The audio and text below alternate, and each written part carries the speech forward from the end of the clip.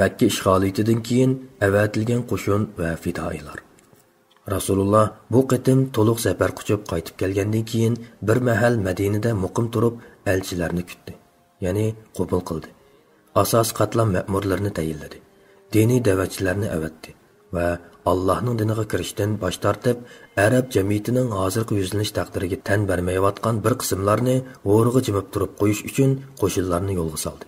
Zarbadorlarni tashkilladi. Musaddiqlar, ya'ni mulki amaldorlar. Biz yuqorida Rasulullohning Madinaga Hijrining 8-yili yil oxirida qaytib kelganligini aytgan edik. Uzoq o'tmay Hijrining 9-yili Muharramning hilal oyi Madinaning osmonida jo'ladi. Mushu orliqda Rasululloh har qaysi qabilalarga musaddiq, ya'ni zakot yig'ish ishlariga mas'ul amaldorlarni avatdi. Tuvandikisi ularning tizimligi va avatilgan qabilalarning nomlaridir. 1. Uyayna ibn Hisni Bani Tamim qabilasiga, Yazid ibn Husayn Bani Aslam va G'ifar qabilasiga, Abbad ibn Bashir Ashhali Bani Sulaym va Muzayna qabilasiga, Rafi ibn Makis Juhayna qabilasiga, 5. Amr ibn As Bani Pazara qabilasiga, 6. Sahak ibn Sufyan Bani Kilab qabilasiga, 7. Bashir ibn Sufyan Bani Ka'ab qabilasiga, 8. İbn Lutayba al-Azdi Bani Zabyan qabilasiga, 9. Muhajir ibn Umayya San'aga, 10. Zayyad ibn Labid Hazrmautga, 11. Adi ibn Hatam Bani Tay va Bani Asad qabilalariga, 12. Malik ibn Nuvayra Bani Hanzala qabilasiga, 13. Zabarqan ibn Badri Bani Sa'ad qabilasining bir qismiga, 14. Qays ibn Asim Bani Sa'adning yana bir qismiga, 15. Ala'u ibn Hazami Bahraynga, 16. Ali ibn Abu Talib Najranga, Sadiqa va Baj har ikkilisini yig'ish uchun avatildi. Mazkur musaddiqlarning hammasi Hijrining 9-yili Muharram oyida avatilgan bo'lmasdan, balki ularning bir qanchasi shu qabila xalqlari islomni qabul qilg'uchi ta'xir qilib, ondan avatilgan.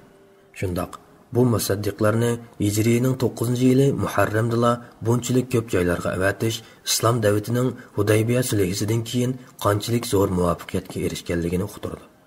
Makka qo'lga kelgandan keyin bo'lsa, odamlar islomga to'p-to'p bo'lib kirishga boshladi albatta. Avatilgan qo'shinlar. Har qaysi qabila va aymoqlarga musaddiqlar avatilganidek, Orol tavalligida umumyuzlik tinchlikni ishga oshirish uchun ba'zi joylarga qurolli qo'shin tashkillab avatishga to'g'ri keldi. Tuvanda mushayaqda avatilgan qo'shin va elib berilgan harbiy faoliyatlarning qisqacha ko'rinishini beramiz. 1. Ubayda ibn Hisni al-Parazi qo'shini. Hijrining 9-yili Muharram oyida 50 otliq bilan Bani Tamim qabilasiga jazo yurish qilishga avatildi. Ularning ichida birmi muhojir yoki ansori yo'q edi. Sababi Bani Tamim xalqi atrofdagi qabilalarni Madinaga qarshi kuch kiritgan va ularni jizya, ya'ni g'ayri musulmon fuqarolar topshiradigan boj topshirishdan bosh tortishga quturatgan edi. Qo'shin kunduzi yo'shirinib, kechasi yo'l yurib, oxiri ularga saharda hujum qo'zg'adi. Dushman taraf qochib ketdi. Qo'shin ulardan 11 er, 21 xotin va 30 dona yeshig'i to'shmagan narsid bolani qo'lga tushirib, Madinaga haydab keldi va Ramla bint Harisning qo'rosiga o'rinlashtirdi. Ularning keynidan shu qabilaning kattalaridan 10 kishi Madinaga kelib, Udul Rasulullohning eshik tubida to'xtadi va "Ey Muhammad, bu yoqqa chiqqin" deb to'lashdi. Rasululloh ularning oldiga chiqqan edi. Ular Rasulullohga yepishib olib, yolvorg'il turdi. Rasululloh ular bilan birdam turibla peshin namoziga kirib ketdi. Namozdan keyin Rasululloh masjidning saynasida o'ltirdi. Ular Rasululloh bilan bas munozirlashib beqish va mushoira aytib, ajdodlar ish izlari bilan mufaxiraga tushib beqish o'yi borligini aytdi. Mufaxira yaxshi ishlarni ko'z-ko'z qilib, faxr qilishish deganlik bo'ladi. Va o'zlarining so'zman notiqi Atarud ibn Hajibni chiqarib so'zligini soldi. Rasululloh uningga qarta islom notiqi Sabit ibn Qays ibn Shimasni buyurib, ularga javob nutqi so'zladi. Ondan ular shoiri Zabarqan ibn Badrini oldiga chiqarib, mushoiraga solgan edi.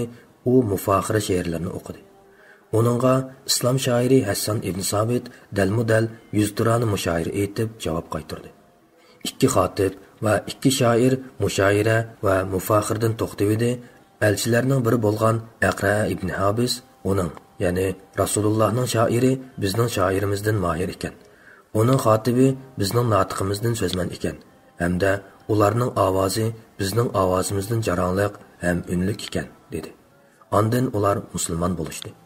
Rasululloh ularni nihoyat yaxshi kutib oldi va ularga xotin bolalarini qaytarib berdi. 2. Qutba ibn Amir qo'shuni. Mushu yili safar eyda Turbiga yaqin joyda o'ltiraqlashgan Xasam qabilasining bir aymog'iga avatildi.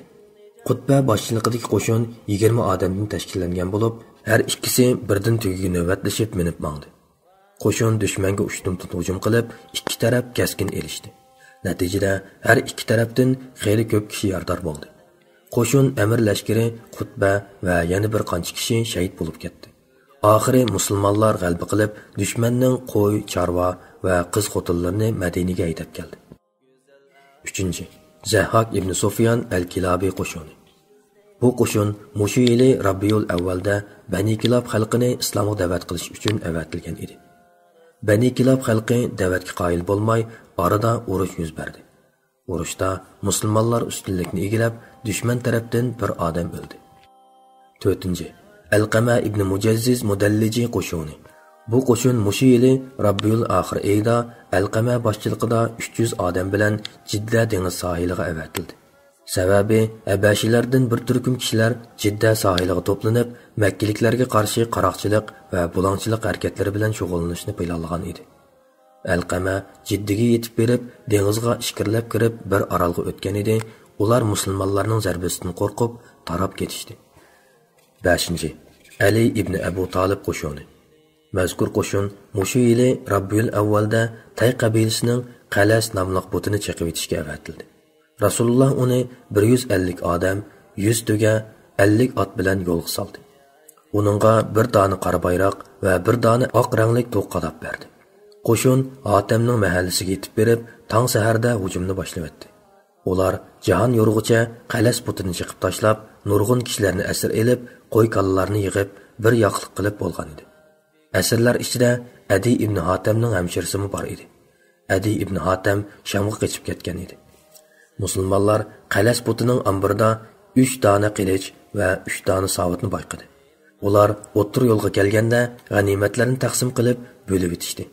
Chapson kelmay qolgan g'animatlarni Rasulullohga atab ayirib qo'yishdi. Shu qatorda Adi ibn Hatamning oil tavobatlarini mo taqsim qilmagan edi. Asirlar Madinaga elib kelingandan keyin Adi ibn Hatamning hamshirasi Rasulullohga yalvorib mundaq dedi: "Ey Rasululloh, murabbim yo'qolib ketdi. Ota-onamdan ayrilib qoldim. Men bir yashinib qolgan miskin ayolman. Menga yaxshilik qilsizlar. Alloh o'zlariga yaxshilik qilar", dedi. Rasululloh: "Sening murabbing kim edi?" deb so'radi. U ayol Adi ibn Hatam dedi.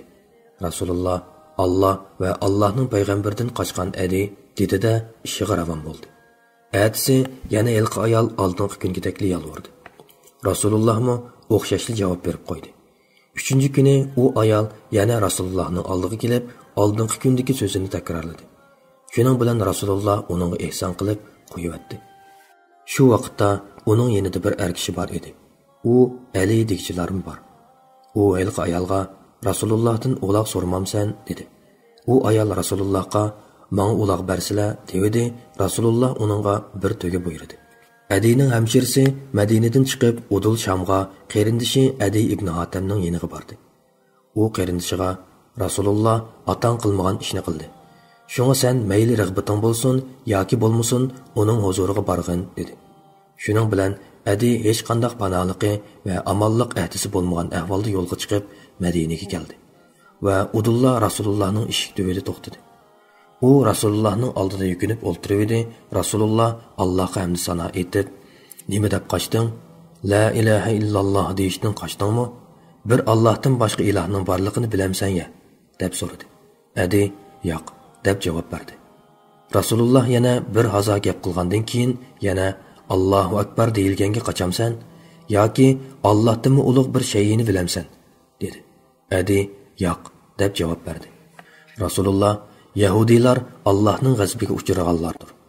Nasoralar bo'lsa ozg'un millatdir", degan edi. Adi "Men haqiqat yoqilg'uchi musulmondurman" dedi. Bu chaqda Rasulullohning chiroyi xo'shalligidan jilvilandi va uni ansorlardan bir kishining uyiga o'rlashtirdi. U Rasululloh bilan ati oqshom ko'rishib turdi. Ibn Ishoqning Adi ibn Hatamdan naql qilgan bir hadisida mundaq deyildi. Rasululloh meni uyga boshlab kirib, oldida o'ltirg'izib mundaq dedi. So'zligin ey Adi ibn Hatam, sen Rukusi emasmiding? Rukusi Xristian va Sabiyat dinining birlashma qollig'i bo'lib, ularning o'z oldiga qoida nizomlari bor edi. Men, "Ha, shundoq edim" deb javob berdim. Rasululloh, sen xalqingning orasida mirba, ya'ni g'animatning 4/1 ayrilib olish huquqiga ega emasmiding deb so'radi. Men, "Ha, shundoq edim" desam, Rasululloh, "Sening diningda ashundoq qilish harom edi-ku" dedi. Men, "Azbiroyi Xudo, shundoq edi" dedim. Va shu an bildimki, u cho'qim barhaq payg'ambar ekan. Payg'ambardan boshqa kishi uqmaydiganini biladi ekan deb jazm qildim. Imom Ahmadning bir rivoyatida Rasululloh menga "Ey Adi, musulmon bo'lgin, omon bo'lasan" degan. Adi, "Men dindorman" degan. Rasululloh, "Sening diningni men seningdan obdarroq bilaman" degan. Adi, "Mening dinimni meningdan obdan bilamsan" deb so'ragan. Rasululloh, "Ha, sen rukusi emasmi? Sen xalqingning orasida mirba, ya'ni g'animatning 4/1 yeb olsan emasmi?" degan. Adi, "Ha, shundoq" degan. Rasululloh, "Shundoq qilish sening diningda qat'iy halol bo'lmaydi emasmi?" degan. Adi mundaq deydi. Rasululloh menga mush gaplarni qilib edi, men uningga qayta gap qila olmay rozi bo'lib o'ltirdim. Imom Buxoriy Adi ibn Hatamdan naql keltirgan hadisda Adi mundaq degan. Bir chaqda Rasulullohning huzurida edik. Bir kishi kelib Rasulullohga namratlikdan tatlandi. Orqadan yana bir kishi kelib, uningga yo'lning xavfli ekanligini, qaroqchi va bulonchilarning xavfini shikoyat qilib edi. Rasululloh Adiga, "Ey Adi, sen Hira degan shaharni ko'rganmi? Agar umring yor bersa, yolg'iz bir ayol Hiradan yo'lga chiqib, Baytullohni tavob qilib qaytadi. U Allohdan boshqa hech kishidan qo'rqmaydi. Yana umring bo'lsa, Kisra, Iron xalqining xazina va dafnlarini fatih qilsinlar. Ey Adi, umring bo'lsa, yana bir odam sadiqa uchun qo'liga liq oltin kumushni to'shqizib chiqib, uni qabul qiladigan odamni izlaydi. Hatto topolmaydi" degan. Hadisning oxirida Adi mundaq degan. "Men hilqi Rasululloh xabar qilgan musofir xotinning Hiradan, hatto uningdan yiroq eldan yolg'iz yo'lga chiqib Baytullohni tavob qilib qaytganligini, Allohdan o'zga hech kishidan ansirmayotganligini o'z ko'zim bilan ko'rdim. Kisra ibn Hurmuz, ya'ni Iron xonining xazina qulublarini chaqqanlarning ichida menmi bor edim.